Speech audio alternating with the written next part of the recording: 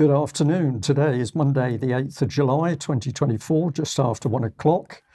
Welcome to UK Column News. Your host today, Mike Robinson, and myself, Brian Gerrish. We're delighted to be joined by Mark Anderson and Diane Rasmussen, McAdie from Scotland.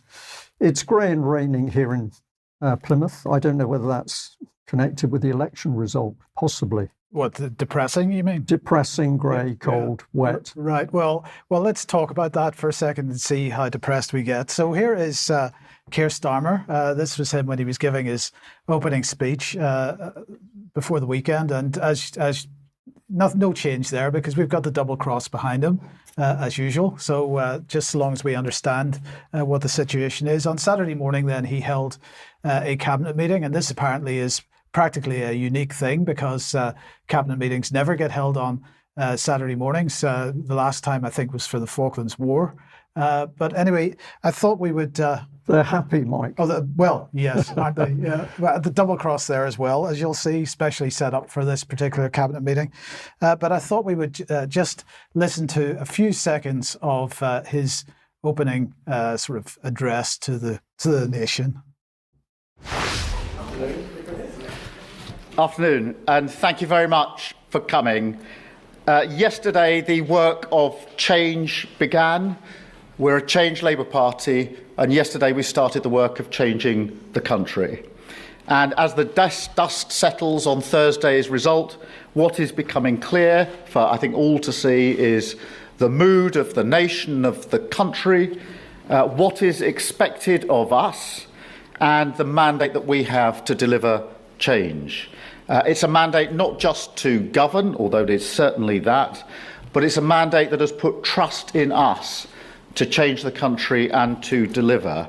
And it's a mandate to do politics differently. And that change started yesterday as well. So I don't know how many times you used the word change in the first 45 seconds there, but plenty of times. So let's have a look and see how much is actually changing here. So if we bring David Lammy on screen, he's the new Foreign Secretary.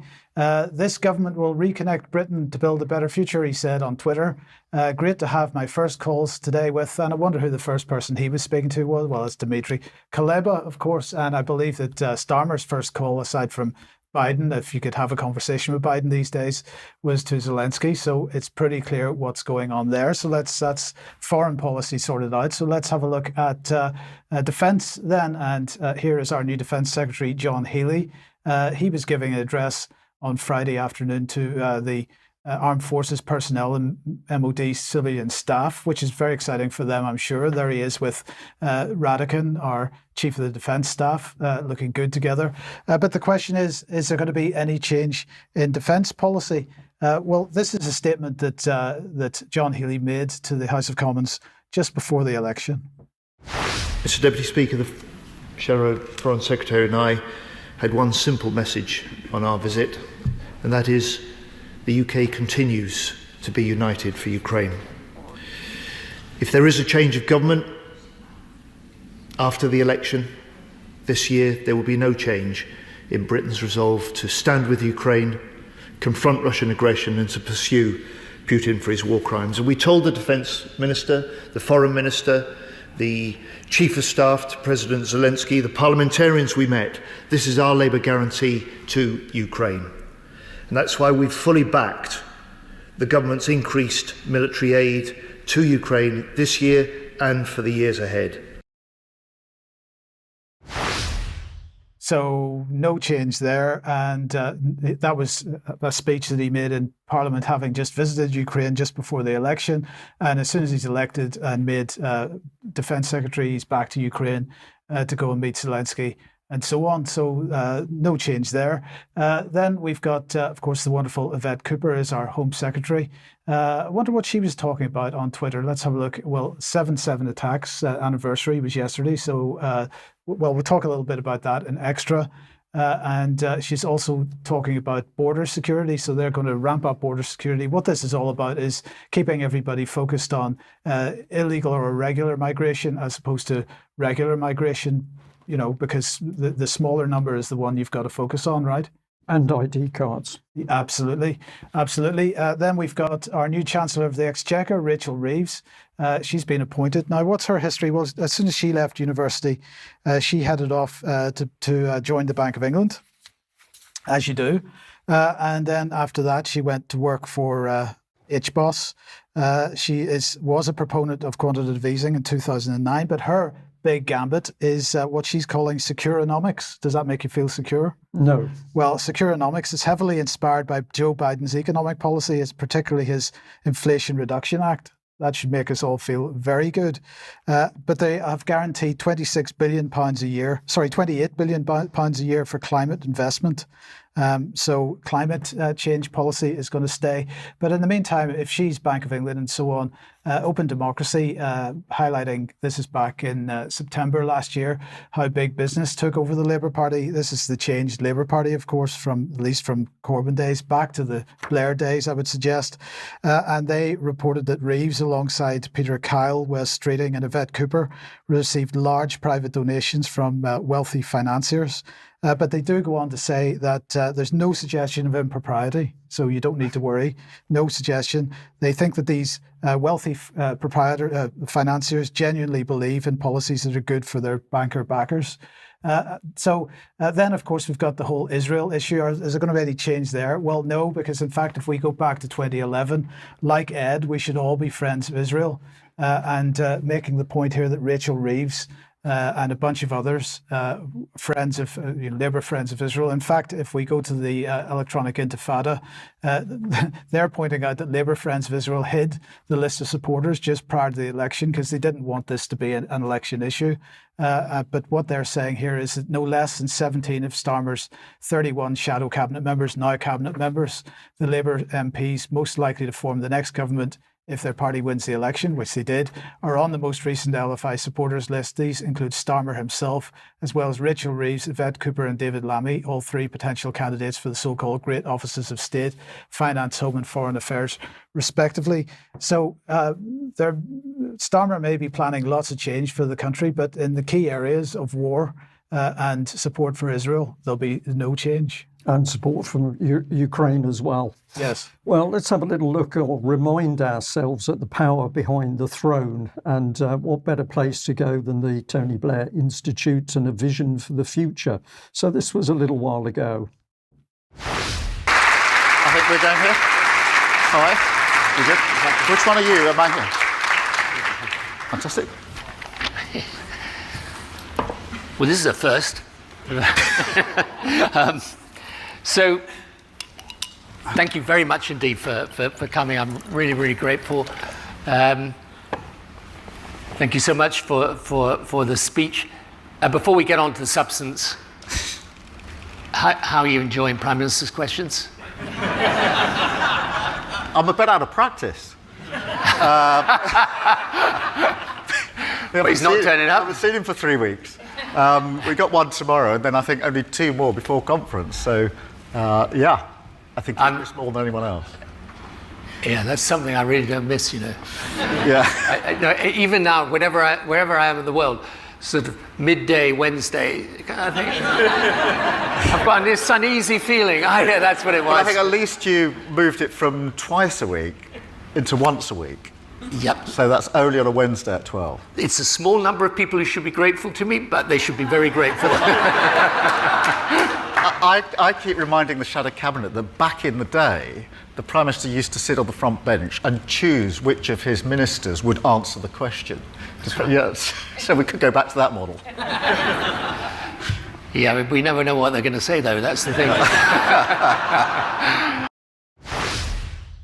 So when I watched that clip, the two comedians were absolutely mocking Parliament, mocking their fellow MPs. And of course, Tony Blair very frightened of Prime Minister's questions because, of course, people were asking him why he went to war on a pack of lies. But aside from that, they don't value their MPs, so they're not credible and they can't speak and answer a question for the Prime Minister. So just mocking the whole institution in Westminster. Let's have a look at the second clip.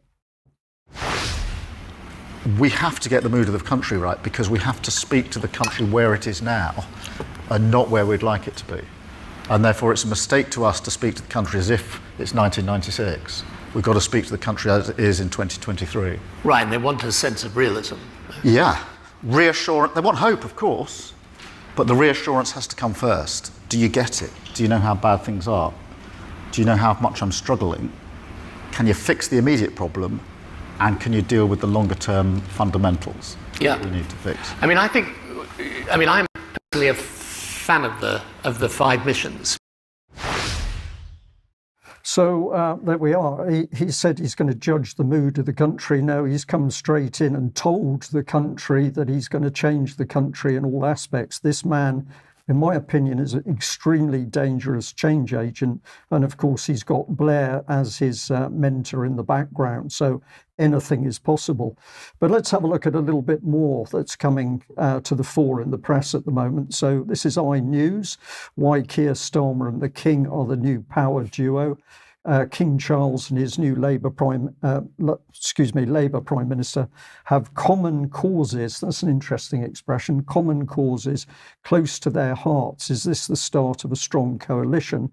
Well, if we get into a little bit of the detail on this, basically they pick up that Sir Keir has been talking to Clive Alderton, the Principal Private Secretary to King Charles, and widely seen as part of a growing body of evidence that the monarch and the latest occupant of number 10 enjoy an unusually close relationship. So that will be of great interest.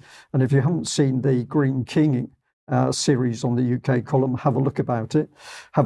Starmer has made clear Labour wants a green reindustrialisation policy, and that dovetails with that which the King has been saying. That's not my typo, since the late 1960s. So there does appear to be a meeting of minds on this. Now, what was interesting with this article is that it was based on this organisation, an interview with Limud, which I'd never heard of. And surprisingly, for a lot of the information, I have to go in the direction of Israel and the media in Israel. So this is the Times of Israel. UK Labour leader Starmer opens up about his family's Jewish traditions. Starmer claims that he did go to the Church of England when he was younger, but he now attends a synagogue. So I believe that he's Jewish, but I'm not sure. His wife is. But if we have a look at Limud and see what that's about, we strive to create individual, collective and communal experiences through which we develop and strengthen our Jewish identity. So this is simply about the Jewish community. And what it is the setting up of little cells of volunteers who help spread the Jewish message through their own and other communities. This is one gentleman here that I just happened to notice that he's currently president of Brennabrith, Cheshire. And this is of interest because that is another extremely powerful lobbying group. And they have been getting very unhappy that people are criticising Zionism, because you mustn't criticise Zionism in any form, because that apparently makes you anti-Semitic. And this is the statement here of the president of the organisation. If you don't know what it's about, I'm going to encourage you to have a look, do your own research, and you'll understand why that's a significant comment in a minute. But it's it's not a religious organisation, but one that exists to unite all Jews for the common good. And it's from the Children of the Covenant.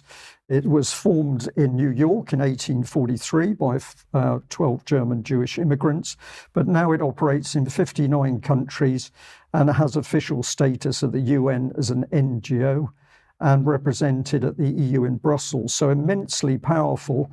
And what can it do? Well, it can send pretty strong letters to Keir Starmer himself in order to tell him how to deal with anybody they deem is anti-Semitic within Parliament. So this is huge pressure and being put onto the Prime Minister himself.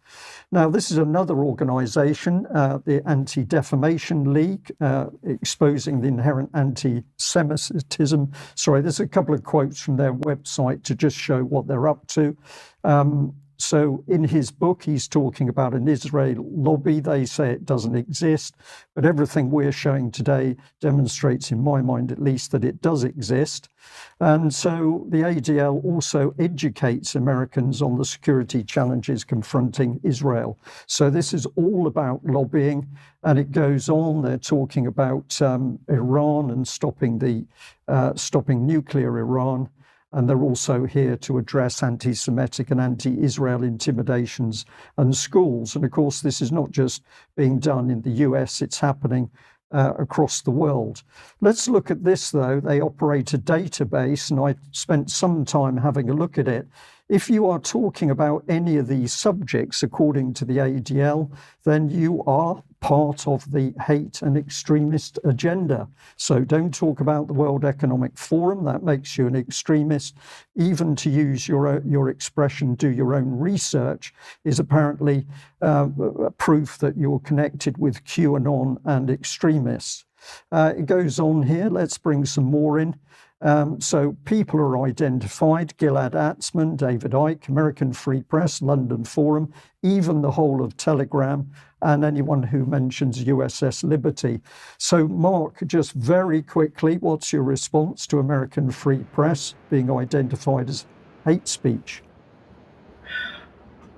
I guess I stand guilty because I just did a report on USS Liberty. And American Free Press had that as a long-time tradition. Guilty as charged in the ironic sense. It's absolutely ridiculous, and I'll go into it more if you'd like during Extra. Excellent. Thank you very much for that. Well, certainly a lot to talk about, but let's have a look at this. If you dare to talk about these subjects, you're an extremist, according to the ADL. Turbo cancer, plandemic, scamdemic, or even mentioning that somebody died suddenly. And why should we really pay attention to this? Well, because ADL set up a conference, Never Is Now. This is the 2024 agenda. And if you go and have a look at speakers, well, surprise, surprise, we've got Dr. Albert Bourla, from Chief Executive from Pfizer, as well as Hillary Clinton. So don't talk about these subjects. Otherwise, you identify yourself as an extremist in the eyes of the Anti-Defamation League. It seems to me, Mike, that a small number of people are gaining great power by being able to bully and lobby the UK government to follow their policies and not the policies of the electorate. But we'll discuss that more in due course. Yes, so let's welcome Diane to the programme. Diane, what's the situation in Scotland with respect to the election then? Yeah, thanks, Mike and Brian and Mark. I'm happy to be here today. So in Scotland, an interesting thing happened, which I think maybe has become a little bit ignored or maybe not noticed in the overall results of the election, which is that the SNP has basically been thrown out.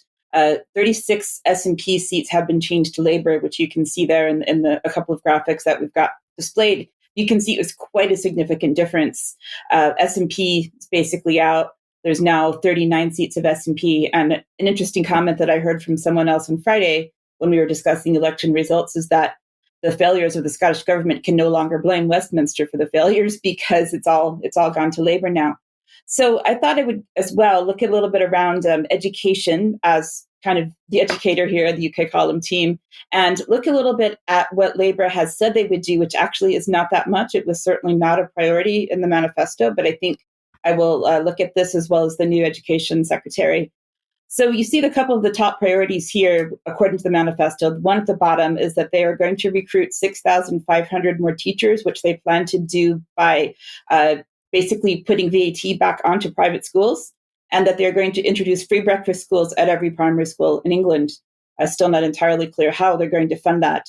We also see some other issues with education that they talked about: qualification levels, reforming Ofsted, improving maths in nursery and primary schools, reviewing the curriculum to make it broader and give more children more opportunities, and turn further education colleges into what they call technical excellence colleges and improve apprenticeships. And that's actually something that I want to look into some more because I don't know at this point what that is. So, of course, who's going to lead all this? Well, it was the shadow education secretary, now the education secretary, Bridget Phillipson. So I thought it was worth looking at her a little bit and who she is and what she stands for. She is an MP for the city of Sunderland. She's relatively young. I think she's 40 years old. She read history at Oxford, and she's been in office since 2010. first as an opposition whip and has been on various committees. So if we look at what else she's been doing during this time so far, going back to Israel again, we see that there were some issues with her potentially having an advisor visiting Israel as part of this organization called ELNET, which is the European Leadership Network, which is supposedly nonpartisan. But what we see is that Keir Starmer has potentially been involved in this, Gareth Thomas, Wes Streeting, the new Shadow Health Secretary, which was somebody mentioned Debbie mentioned on Friday around the health issues related to Wes Streeting, that they have all potentially had connections with this organization where they got introduced to the Iron Dome, they got introduced to an IDF briefing, and there were Israel politicians that told these delegations, for example, quote, and this was from the article that was just showed, which will be in the show notes, "What the Arabs need to understand is that we're here now and they need to get over it." And so there's questions around, are they really nonpartisan, and why were they there, and what is the funding going on? There's apparently very rich people behind American millionaires and billionaires sort of helping to fund this Israeli organization and so on. So that needs some more investigation. In terms of her globalist perspective, I thought I would look into that a bit. So Bridget and climate, she signed up to the UN Climate Change Pledge several years ago. So again, just going along with the climate issue, the UN Sustainable Goals and so on. Also the Great British Energy, which is another part of the Labour manifesto. She is strongly in support of that. Again, I don't know how that's going to work. Again, we need some more investigation into how all this clean power is actually going to power the nation. Bridget and women. This is something as a woman, of course, that I want to focus on.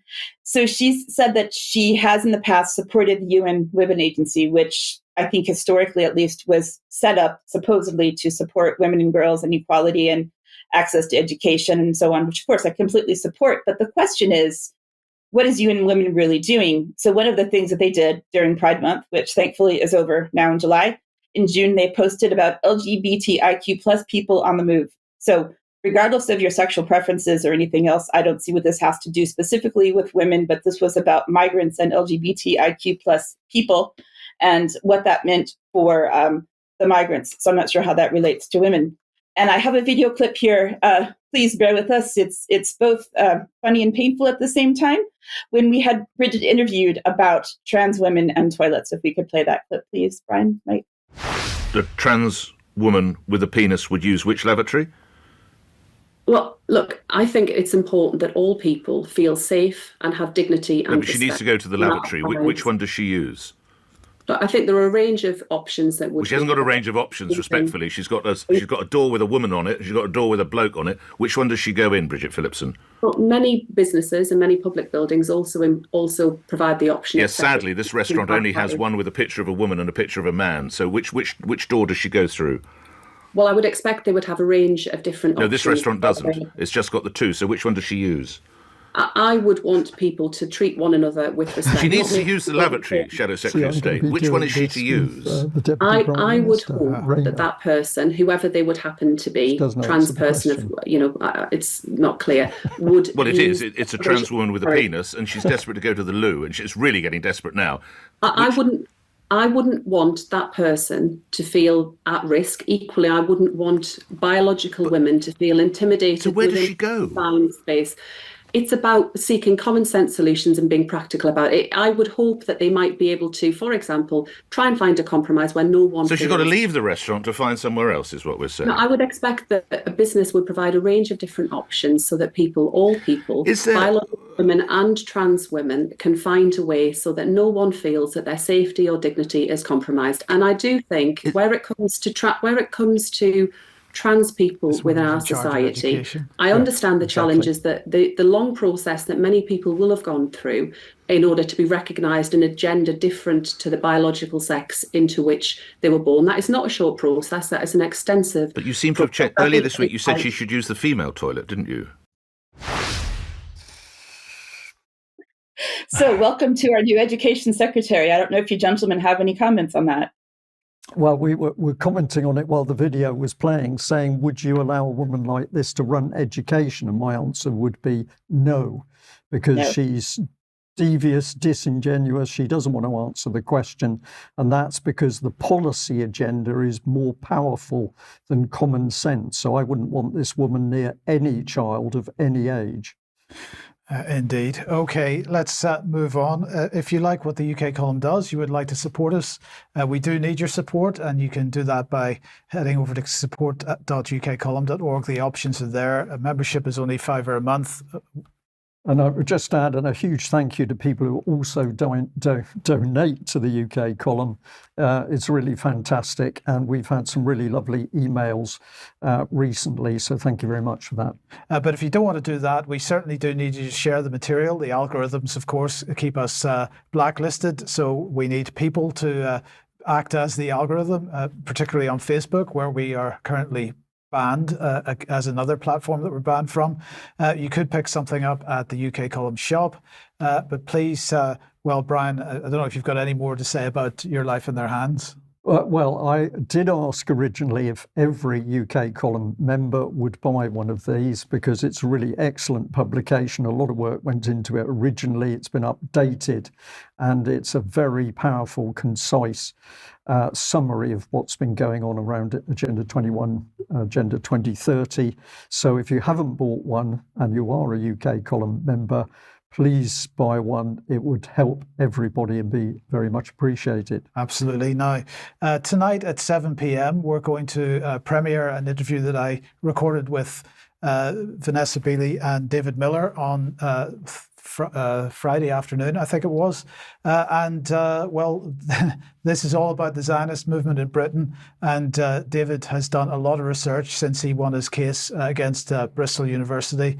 In fact, that case has driven a lot of the research that he's done in the last several months. So do join us for that if you possibly can. 7 o'clock tonight in the usual places, ukcolumn.org/live, or on the community website if you're a member. Tomorrow at 1 p.m, we'll be streaming out Cheryl Granger talking about taking on the MHRA and how they enable harm, shall we say. So do join Cheryl for that 1 p.m. tomorrow. And another reminder of a date for your diary.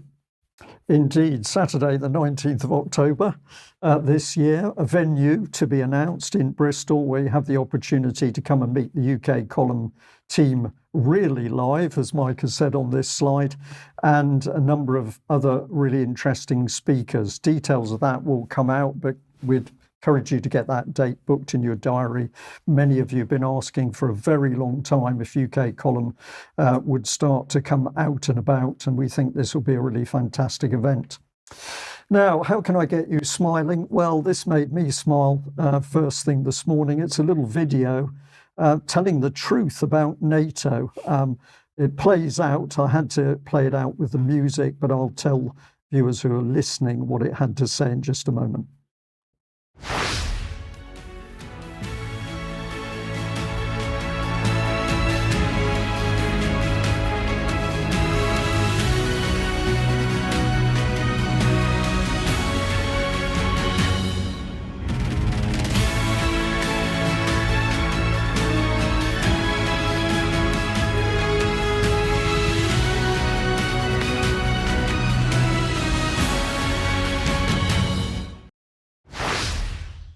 So there we are, little video. It's basically saying it's a myth that NATO is at war with Russia, because NATO is a defensive organization and it only works with its members to keep everyone safe. But of course, the reality is it's pumping in arms and weapons to fight Russia in a proxy war. Yes, that is a real war where over 500,000 men have been slaughtered. And the arms are still going in. And of course, our Prime Minister, Keir Starmer, is very pleased that his Labour Party is going to pump in more arms. So Ukraine, not a member of NATO. We'll have a little bit more about that later in the news. But that proxy war being fought via the Ukrainians. So a little bit of fantasy, which I enjoyed with my morning cup of tea. Just crass. Mark, let's bring you on because you're going to take us through a bit more detail on the 2024 NATO summit. Yes, indeed, gentlemen, and Diane, it starts this week. Oh boy, the 2024 NATO summit marking 75 years of the alliance. 75 years ago, just 12 countries signed that North Atlantic Treaty in Washington to ensure their collective defense in an unpredictable world. Now it's 32 allies meeting again in Washington. So that's the meaning of doing this in DC again. And we'll move on from there and kind of paint a general preview and overview of NATO. Not a lot of depth, but mostly breadth. But we'll look at a couple of the sins of NATO, you might say, along the way, which don't exactly speak to it being a purely defensive organization. Who NATO has a state, where DC is going to be 9 through 11 July, so that starts tomorrow. And they're going to address the challenges facing the alliance and further strengthens NATO deterrence and defense. That's what they say are the main goals. And we'll keep going from there. Here's Jens Stoltenberg, of course, a Bilderberg perennial. At the Washington Summit, he says, we will demonstrate NATO's unity and strength once again in support of Ukraine and to keep all our people and values safe. One wonders about values in this context. Going on, collective defense and Article 5, and this gets into the basic principle of collective defense and says it's at the very heart of NATO's founding treaty. This is from NATO itself. It remains a unique and enduring principle that binds its members together, committing them to protect each other and setting a spirit of solidarity within the alliance. And we'll keep going. And that is basically the same thing. Here it gets into a little more details. Collective defense means that an attack against one ally is considered an attack against all allies within the NATO alliance. The principle of collective defense is enshrined in Article 5 in that North Atlantic Treaty. NATO invoked Article 5 for the first and only time in its history after the 9/11 terrorist attacks against the U.S. NATO took part in operations in Afghanistan, which did result in atrocities against civilians there that made quite a few headlines at the time. NATO has taken collective defense measures on several occasions, including in response to the situation in Syria and the Russian invasion of Ukraine, of course, and it has standing forces on active duty that contribute to the alliance's collective defense efforts permanently. And we'll continue to go. The North Atlantic Treaty itself, here it is. I'll just get into the highlights just a little. The parties to this treaty reaffirmed their faith in the purposes and principles of the Charter of the United Nations and their desire to live in peace with all peoples and all governments. Now, what's interesting there is a lot of people forget that NATO is a direct offshoot of the UN. The UN Charter provided a regional arrangements mechanism, and out of that sprung NATO. And in Article 1 itself, it says the parties undertake as set forth in the UN Charter to settle any international dispute in which they may be involved by peaceful means in such a manner that international peace and security and justice are not endangered, and to refrain in their international relations from the threat or use of force in any matter inconsistent with the purposes of the UN. That's a qualification that is important. We'll get into that maybe an extra. But oops, along came NATO's Operation Unified Protector, which in its core existence ran from the 31st of March to the 31st of October back in 2011. This is Amnesty International's take on it, Libya, the forgotten victims of NATO strikes. The stated purpose of NATO's military operation in Libya, which were carried out at the request of and with the full support of a transition committee, was to protect the civilian population from grave human rights violations which were being perpetrated by the former Libyan regime, Gaddafi, with impunity. But that's not really the case. I won't get into all of this, but before it became the official Operation Unified Protector, on the 23rd of March, in 2011, Allied forces announced they were in control of Libyan airspace after they disabled Libya's air force. And it goes on to say that according to NATO, the 7-month air and sea military campaign in Libya comprised more than 9,700 strike sorties and destroyed over 5,900 military targets. A very massive bombing campaign. There were airstrikes on homes that were documented, not only by Amnesty International guys, but by other organizations. Dozens of civilians had been killed in NATO airstrikes on private homes in residential and rural areas. where Amnesty International, UN experts, that's ironic since they fight under the UN aegis, other NGOs and journalists found no evidence, get that, they found no evidence of military objectives at the strike locations at the time of the strikes in these residential areas. So NATO's not exactly looking purely defensive here, to say the least. Now, the Great Man-Made River Project, some of us may recall, and you can see the picture I inset there, a massive water transport system. You can see how small that man is compared to the pipeline.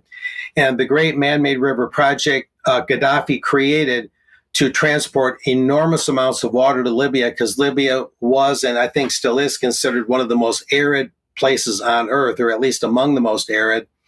And according to the United Nations Children's Fund, 4 million of Libya's estimated population of 6.5 million faced serious water shortages in the wake of NATO having largely destroyed, or at least significantly damaged, this major water transport system, which many people saw as a really dirty pool and even possibly a war crime.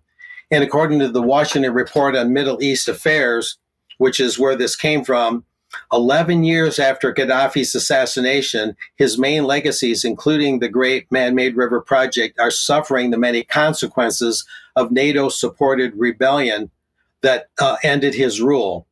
And the entire project's infrastructure is under threat, et cetera, et cetera. And what NATO did is it supported a faction there that was said to be a rebellion against Gaddafi's rule. So NATO allied itself with those that were seeking to overthrow Gaddafi. This is what we're told. According to the ecologist.org, NATO deliberately destroyed Libya's water infrastructure, and that publication called it a war crime, noting the military targeting of civilian infrastructure, especially of water supplies, is a war crime under the Geneva Conventions. That's what this outlet alleged. And we'll keep going from there and start to summarize this a bit. Some of the other sins of NATO this year, guys, is the 25th anniversary of the NATO bombing of Yugoslavia. So we're leaving Libya now. We're getting into Yugoslavia as well as Serbia. And as I noted here, this is my own writing. NATO bombs Bosnia from August 30th to September 20th of 1995. That happened. And then in another case, NATO bombed Serbia/Yugoslavia for 78 days from the 24th of March to the 10th of June in 1999. So that's 1995 Bosnia and 1999 Yugoslavia. In Bosnia, NATO, via Operation Deliberate Force, used 400 aircraft and 5,000 personnel from 15 nations. 1,026 bombs were dropped on 338 targets, and in Yugoslavia, in that other instance, Serbia was then part of Yugoslavia. NATO bombs killed roughly 2,000 civilians. NATO bombs killed roughly 2,000 civilians, and material damages were between 30 and 50 billion. And in that latter case, the 78-day bombing campaign, reportedly there were TV stations completely destroyed, schools were damaged and hit, and many other civilian targets were completely or partially destroyed. So again, you look at NATO's history, especially its recent history, and you wonder about this cool, collective, purely defensive posture that it tries to sell everyone. At any rate, I did sign up as a UK column reporter for the NATO Public Forum. That's going to take place a little bit later this week, the 10th and 11th of July. And I understand that we're encouraging UK column viewers and members to also sign up. It's very easy, so we can have a little bit more of a presence at that event. Apparently, you can raise your hand digitally or virtually, that is, to ask questions, much like when I cover a WHO press conference. Hopefully, it'll be that user-friendly. Briefly, it describes it here. The NATO Public Forum is a public event jointly organized by NATO and the host government with civil society organizations also involved, taking place during the summit meetings of NATO's heads of state and government. And I won't get into all the details there. It's fairly self-explanatory. And we can look a little bit at the sponsors. And It includes Google, Microsoft, Atlantic Council. And so there's a lot of Bilderberg connections through those organizations and others, even Saab Motors, Boeing, Lockheed Martin, of course, not real unexpected there. The German Marshall Fund. If you look through it, our friends at the Chicago Council on Global Affairs, the former Chicago CFR, the McCain Institute, named after the warmonger John McCain, the former Arizona senator, the late senator there, and the Clinton Presidential Library is even among the sponsors and co-sponsors. So lots of names there and organizations that viewers can peruse if they want to freeze those slides. But that's basically it, gentlemen, and I'll be covering it this week, not only the public forum, but other matters as best I can to glean more from what they're having to say. So back to you. Okay, thank you very much for that. Well, if NATO's heavy into war, let's just come back to Ukraine for a moment. And I was just intrigued to see this with the Ukraine news agency. This was Zelensky essentially crowing that Keir Starmer had been on the phone to him. But this is in relation to a 100-year agreement between Ukraine and the UK. 100-year. We can't sort out the potholes in the road in UK, but apparently we can plan for 100 years when it comes to Ukraine. Now, what interested me about a 100-year agreement with UK and Ukraine was I'd previously just seen this headline, and I thought it was an interesting contrast. Ukraine to be told it is too corrupt to join NATO. So apparently Ukraine is not corrupt enough for Keir Starmer to want to halt a 100-year agreement. And there's something very wrong. This should result in questions being asked in Parliament. And I'm going to encourage our audience to get writing, get emailing, challenge those new Labour MPs to ask what on earth they're doing with UK taxpayers' money. But this is what Zelensky had to say. He said that he'd had a phone conversation with Keir Starmer on Friday, the day Starmer was appointed as the new Prime Minister of the United Kingdom. Joe Biden was first, Zelensky was second for the phone call, and Netanyahu third. Zelensky went on to say that during the call they discussed the UK's support and the preparation of a, quote, unprecedented 100-year partnership agreement between the two countries. This is incredible, Mike, when you think about it. Utterly incredible. He said he congratulated Sir Keir Starmer on his election victory and wished him success in fulfilling the British people's expectations of the new government.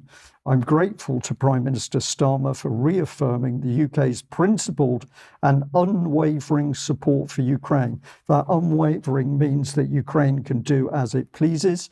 He also said that we coordinated positions ahead of the NATO summit in Washington and other international events, as well as discuss ways to strengthen our partnership, including the preparation of an unprecedented 100-year partnership agreement between the Ukraine and the UK.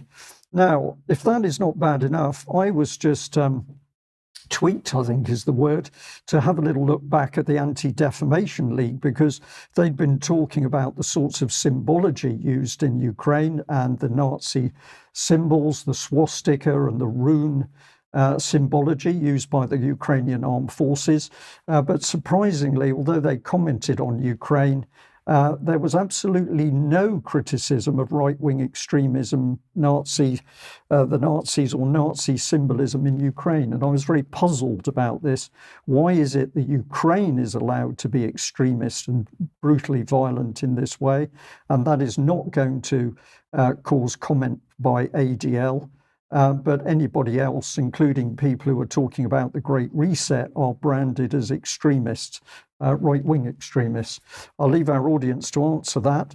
But let's just come back to the database of extremism and hate that I mentioned earlier, because here is some of the things that the ADL is very excited about, and you can see why I've made the comment I just have, because they particularly relate to symbologies being used by, for example, the Azov battalion in Ukraine, but they also talk about the Celtic cross, and they also talk about the biblical phrase, the synagogue of Satan.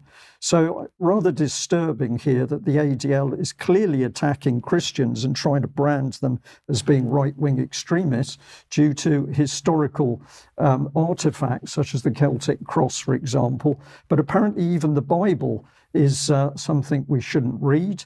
They even given a reference to Revelation 2.29 and 3:9 in the Bible. And this is where the term synagogue of Satan is used. But of course, if you go and have a look at that, the warning is about people who call themselves Jewish and are not. So I don't know what the problem with ADL is if the biblical statement is about fraudulent Jewish people. And what have we got here? Well, even if you're Jewish, you're going to be attacked, because ADL being particularly unpleasant with the Jewish Voice for Peace, which is a Jewish group standing up for peace in Gaza and elsewhere in the world. So a lot of questions to be answered about these powerful lobbying groups and their extreme power now within the UK cabinet and around our Prime Minister Keir Starmer. And I'm going to say that UK Column is not frightened to ask these questions. They're questions that need to be asked and answers obtained. Diane, let's come back to you then. And at the Sounds Beautiful Festival, my presentation there was talking about the latest effort to reinstate variants of COVID, but you've got an update for us. I do. Yeah, thanks, Mike. Unfortunately. So yeah, we've got some more new variants coming out, and I've been seeing a lot on Twitter recently around new variants and the people who are still very, very worried about COVID. Oh, yeah, thanks. We have a fourth guy. Hello there, new guy. We're talking about the fluke variant today. And what I did last week was I put out a quick poll on my Twitter. So if you don't follow me on Twitter, it's actually DIANE UKC. And I asked people if you have not had any COVID jabs, assuming that a large portion of our audience would not be having jabs, how many times have you, quote unquote, had COVID? And I put that in inverted commas for a reason. So we've got 68% said never, 27% said once, 5.5% said twice or more. It could be skewed, of course, or maybe the results are slightly different because of people who have been jabbed and are just, answering the question anyway. But however, that's still pretty significant to see that. And we're going to talk about Australia because we'll see why. So first, let's play this clip from the NHS England board meeting from exactly 2 years ago on the 7th of July, 2022. Once we get through this wave, we will have to see how we fare in August and September. But we are expecting as we go into the winter, and of course there could be new variants that come along before, but we are expecting as we get into the winter months that we will see increasing pressure through COVID again. And as Amanda said earlier, we're also expecting to see flu this year. We haven't seen significant incidents of flu in the last 2 winters. We're keeping a very close eye on Australia, where there's been a perhaps more severe than usual and perhaps more earlier than usual flu season in the Southern Hemisphere. And so that can be a signal for the Northern Hemisphere, but I think irrespective of that, we would be very concerned about flu coming back this winter. And so we are taking that into account in our planning for winter, as we will hear in a minute. So let's talk about why this is important. So Australia, of course, it's their winter now. It's our summer here. We'll be here in a few months. And we're already seeing reports from Australia with hospitals being overwhelmed through COVID and flu, if they want to differentiate still, obviously. But we have staff shortages. We have hospitals being overwhelmed. They're out of hospital beds. We have a lot going on. Surgeries are being paused, elective surgeries, because they can't cope with the number of people who are coming in who are really unwell and going to A&E. So getting into this new variant, as I said, we're no longer flirting with flirt. We are now losing our flirting to fluke, F-L-U-Q-E.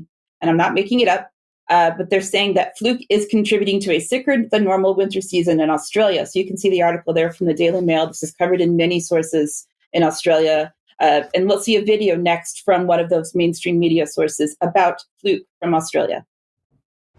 COVID. Yeah, that thing. We don't want to think about it, but it's still out there making people sick. And now we've got a new subvariant to brace for. The fluke subvariant has been ripping through the US and is also making its presence felt in Australia. Fluke mutated from the flirt variant that hit Australia at the end of last year, and both are descendants of Omicron. So is there anything unique or especially worrisome about fluke? Not really. Scientists say it's better at dodging our immune system and is more transmissible, but the severity of symptoms is about the same as past variants. And while current COVID vaccines will offer some protection from fluke, there should be a better one available in Australia at the end of the year. So that's fluke. Welcome to fluke. Goodbye flirting. So if we look at our olden data, which is, again, I've referred to this in the past around vaccinations and so on, we see that the curve has gone straight up from vaccinated people in Australia. As we know, they were one of the heaviest vaccinated countries, just like the UK. So we have just over 80% who have had at least one dose by the end of 2022. And then we'll look at excess deaths in Australia. From 2020 to 2023, it was actually below normal. In 2020, were like no excess deaths. And then we go up into December 2023, and we see again, just like the vaccination rate, the number of excess deaths has gone straight up by cumulative number of deaths. So what does this mean for the UK? As I said, and as they said in the NHS board meeting, whatever happens in the Southern Hemisphere eventually comes up here when it comes to be our winter time. And now they're blaming Euro 2024 as creating more infections. It was, the flirt. So the KP3 is the scientific term for fluke, but the flirt and the other variants fall under KP1 and KP2 and so on. And that's what UK HSA is currently blaming on the number of so-called infections that are here. So what exactly is going on? So I decided to I started to think about, why are we coming up with these names? We had flirt, we had fluke, we have Omicron, we have all these crazy names. And so I went deeply into this, and not to explain this diagram at all, but we can see here that it was originally sluke, and now it's fluke, and flirt is off into the corner. And there's also deflirt. I guess that's what you do when you don't want to flirt with a virus. I don't know. But we have all these names and all of these sort of biochemists and epidemiologists, so-called experts that are looking at how all these variants match up with one another. So we won't go into those details, but just to show you that they have a basis. We have the WHO Coronavirus Network, which has a very cute name, CoviNet. I like that. CoviNet sounds very cute. They were talking about in 2024, they met in March of 2024 in Geneva to discuss what they were going to do. And their core objectives can be listed there. It goes into the One Health approach, which is about monitoring. We're doing all these monitoring of, what's happening in the One Health approach from the WHO and the UN is, of course, linked to how the entire world is linked to each other. So we now are seeing possibilities of infections spreading from humans to animals. So it's called reverse zoonosis. We see lots of things going on here. And you can go and get these detailed epidemiological updates from COVID from the last few years. This is the most recent one from the 17th of June with the COVID vaccination insights and so on. And so we see here the variants coming up and different things happening. So if you want to really get into the depth of what's going on, and the thing that really scares me about this is what's called genomic surveillance. And they're sharing our most personal data, which is our genetic data. And they're collecting it by whatever means possible, apparently. They're both things that they find from people and things that we can purchase that are created in laboratories. So this is an official documentation that they are creating these sequences of infections, and they're getting out into the public. And it seems to be leaked a lot through people who are vaccinated, unfortunately, for those who have been vaccinated. So an important update on Geert van der Bosch, we're almost at the end here of the segment, but just to say that he has announced that he is stepping back from the COVID arena because he's really disappointed in the fact that all these continuous breakthrough infections, which he's talked about previously, he's been in the UK column before, saying that basically the immune systems of people who are vaccinated are going to be high enough to trigger the predicted tsunami. And so we see here that the shot in every arm approach is causing this, and that vaccinated populations is creating this immune escape pandemic. So that means that this so-called long COVID, which has been the chronic, sort of infection, is now going to be the thing that's going to kind of come to an end for a lot of people, very unfortunately. But of course, NHS England is now already ramping up for its autumn vaccination campaign, guidance for all suppliers that was just published at the end of May. And this will be the COVID vaccination program from September of 2024 to March 2026. So that is what we have to look forward to, guys. Good stuff. Pretty incredible. A lot more to be said on all of that. And I'm sure Debbie Evans will have something to say on Friday. Okay, Mark, let's come back to you then. Well, what's been going on with the Roman Catholic Church? Well, a fairly unprecedented thing, a pretty shocking thing in conservative traditional Catholic circles. The defiant Archbishop Vigano, another blow to Pope Francis and the New World Order, according to this headline from the New American Magazine by an acquaintance of mine, William F. Jasper. And Jasper did a great job, but this was written prior to July 5. July 5, Vigano was officially excommunicated by the pontiff, Pope Francis. And it's the first time since 2006. The last time there was an excommunication of an archbishop was that year in 2006 of a Archbishop Malingo of Zambia. Anyway, as William F. Jasper wrote in the New American briefly, going back to June 20th, Archbishop Carlo Vigano, a former Vatican insider turned whistleblower, revealed that he had been summoned to Rome to respond to accusations and evidence concerning the crime of schism, of which he had been accused. He is charged with denying the legitimacy of Pope Francis, or Bergoglio, breaking union with him, and rejecting the Second Vatican Council, or Vatican II, which is pretty significant. The extrajudicial penal trial at the time was likely to result in the Archbishop's excommunication and dismissal from the priesthood, which it did. And at that time, Archbishop Vigano posted the official decree from the Holy See's Dicastery for the Doctrine of the Faith, and went on to say that he regarded the accusations against him by the Pope as an honor, quote unquote. And Vigano himself went on to note, and I'll just hit the highlights, referring to Pope Francis, that the globalism that Pope Francis supports calls for ethnic substitution. Bergoglio, Vigano wanted to call the Pope by his actual name, promotes uncontrolled immigration, and calls for the integration of cultures and religions. And Vigano went on to say that the globalism that the Pope supports includes LGBTQ plus ideology. And Vigano noted that Bergoglio authorizes the blessing of same-sex couples and imposes on the faithful the acceptance of homosexualism. And Vigano also noted that the Pope's globalism imposes the green agenda. And he went on to make a lot of other comments. He said that the Pope goes beyond his role in matters that strictly pertain to science, but always and only in one direction, a direction that is diametrically opposed to what the Catholic Church has always taught. So what Vigano was basically saying, guys, is the real schism is being caused by Pope Francis himself. And so there's a lot of fallout from this. E. Michael Jones, the noted pro-Catholic author out of South Bend, Indiana, is really busy on his Twitter feed. And so it's a pretty significant thing.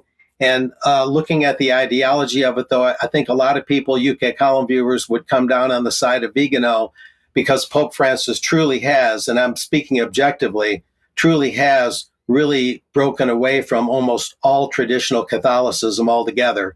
So it really paints a clear picture of what the Pope is really about, in my view. Yeah, brave man. And of course, he's breached a lot of the no-go areas for ADL in talking about, in even mentioning some of those issues. Now, what about our Deputy Prime Minister? Well, she's a bit of a snappy dresser, and apparently this is the key to new Labour. It's to wear the right clothes. I looked at this and I thought, here's Angela Rayner, apparently now one of the most powerful women in the country. I shouldn't underestimate her, apparently, but she looks like something out of a Christmas panto here, Mike. I thought of Aladdin and the lamp, and I think the genie was wearing something similar to this. But what interested me is under this picture, it said that Deputy Prime Minister Rayner has in the past said of herself, "I'm John Prescott in a skirt, me." So that didn't fill me with a lot of happiness, because I remember John Prescott all very well for what he got up to in Westminster. I decided a little video of the Daily Mail article was necessary here, because here's the infamous picture of him canoodling with his floozy, which of course he was doing whilst he was on duty in Westminster, but no problem for Mr. Two Jags at the time. And good to see that our latest Deputy Prime Minister is going to follow in his footsteps. Okay. So there we go. Yes. Okay, Diane, let's come back to you now. And well, the question is about some of these conferences that are taking place that appear to be, sort of academic in nature. Yeah, I just thought I would do a little bit of an introduction here to determining what we should be relying on when we see conferences coming out about controversial topics that will affect us. So there is a whole sort of system of industry out there of predatory or fake conferences. So scholarly conferences, which would be the type that scientists or academics would be attending, regardless of what you think of them, are there to bring scholars together. But you can see when you read the details about the conference, are there really scholars behind it? Is it universities behind it? Is it different, maybe hospitals, health organizations? What is going on? And with the fake conferences, they're normally run by a for-profit company. They're very, very expensive. They don't have any sort of guidelines in terms of do they have peer review? Do they have an editorial board? Do they know where they announce the location of the conference? I get a lot of spam in my email, which I call academic spam, which will say things like "dearest eminent scholar, Mr. McAdie," which is wrong on a number of levels. So I just delete those. But if you're a new scholar and you see this, you might be flattered. I've had students who think, "Oh, look, they want me to come to this conference," when actually it's a fake conference. And so we have to be careful of these, and we have to look at the aim and the scope. So let's look at one example of a predatory or fake conference. This one is one that has been circulating on Twitter quite a bit, called the International Bird Flu Summit. So we're all worried about bird flu. Is it real? Is it fake? It's got a few speakers on it.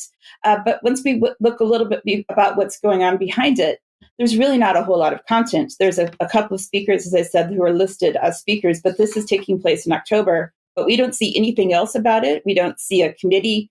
We don't see any peer review process. We don't see any sort of oversight of what's going on. If we look into the brochure, which is a PDF, which is also on the website for the Bird Flu Summit, we see here, scary tactics, mass fatality management planning. Oh, I better go to that. Surveillance and data management. Just a list of very broad topics that don't have speakers next to them. There's no actual agenda. There's nothing affiliated with these. So, obviously that's going to be something that's going to get people's attention. And we better learn about mass fatality management planning.